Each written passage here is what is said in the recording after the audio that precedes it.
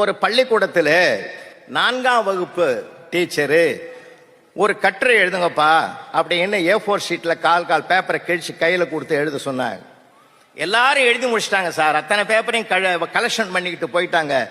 ஞாயிற்றுக்கிழமை காலையில் டிஃபன் சாப்பிட்டு உட்காந்து ஒரு பேப்பரை எடுத்து படித்தாங்க சார். படிச்சுட்டு அப்படியே அழறாங்க சார். அழறாங்க. அவங்க வீட்டுக்காரர் பெரிய ஆஃபீஸர் அப்படி உட்காந்துங்கிறாரு. ஏன் அழற? உன்னை திட்டிக்கிட்டு எழுதியிருக்கானா? தப்பா எழுதியிருக்கானா?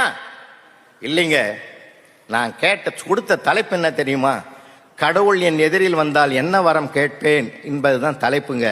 இந்த பையன் எழுதியிருக்கான், கடவுளே நீ என் எதிரில் வந்தால் என்னை செல்போனாக மாற்றிவிடு என்ற வரத்தை தான் கேட்பேன் கடவுளே.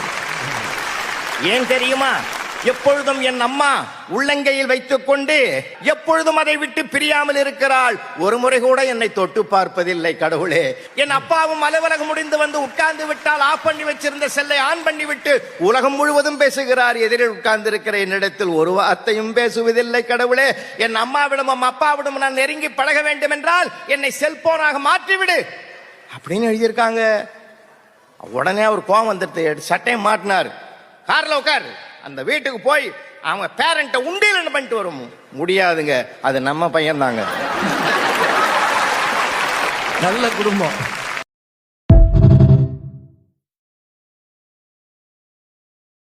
Download ShareChat.